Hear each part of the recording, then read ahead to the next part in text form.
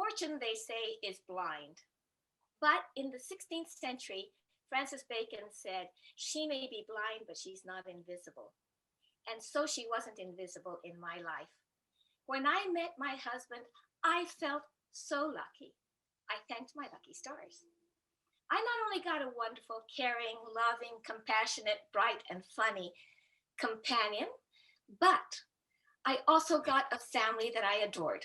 They were so much fun. Some of them were they were different from each other, but his younger sister, I felt like she was my own sister.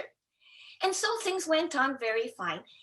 Most lucky I was to have his mother, my wonderful mother-in-law, who used to call me the best daughter-in-law in the whole wide world.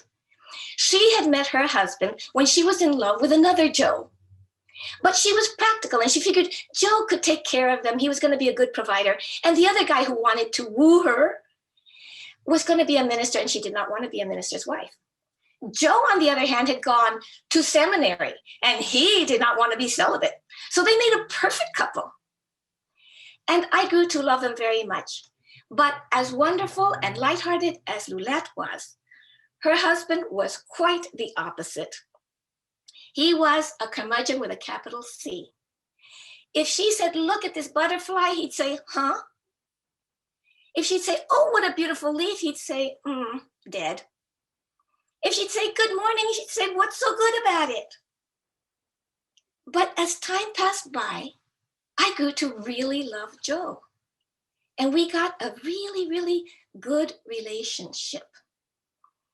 So he got older and he got colon cancer. In fact, he got colon cancer the day after our wedding. He was diagnosed for it. And as time went by, I cared for him. He was such a curmudgeon that he did not want anything to do with his catheter. I would have to run over to their house because he would just take scissors and cut it right off. What's this doing here? But I cared not only for Joe, but for his son, my husband, because my husband, when I met him, had been blind for 10 years. And he had kidney failure. As a result, both his mother and his father showed their gratitude to me in their words and in their love. But when Joe passed away, I found among his papers that he had an unrelenting concern to take care of his son. And as a result of the 5 children, he split his inheritance into 6 parts so that his disabled son could get 2 parts. Well, remember all that beautiful, beautiful family relationship I had? Money changes everything. As a result, there was an incredible amount of vitriol. And I was the brunt of it all. Because if my husband were to predecease me, then I'd be a surviving beneficiary.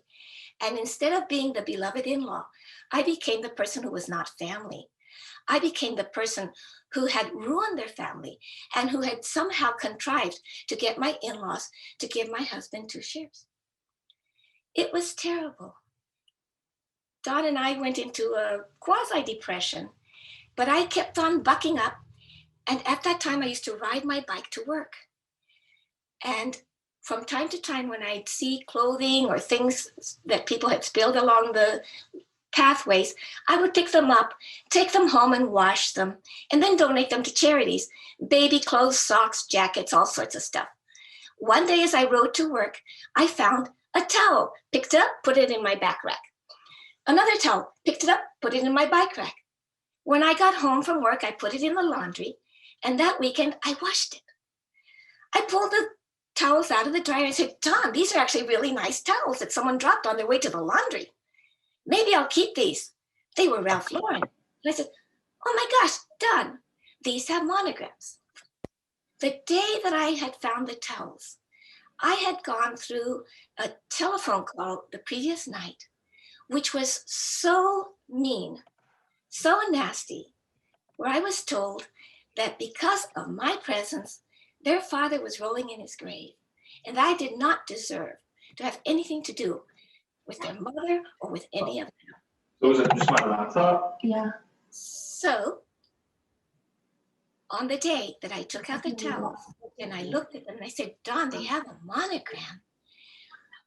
I had been asking for a sign from my father-in-law saying, Joe, if I've not done what you wanted in helping your wife continue your bequest to your children, then give me a sign.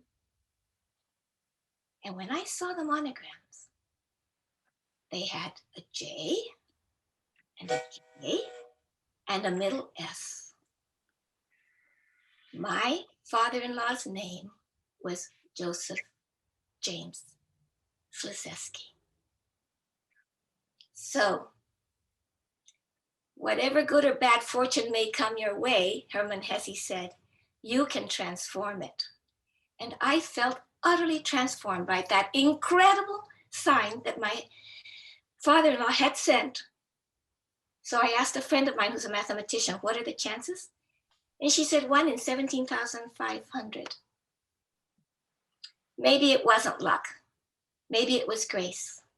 As Annie Lamott says, I don't know what about the mystery of grace, but I do know it takes you where it finds you, and it doesn't leave you there.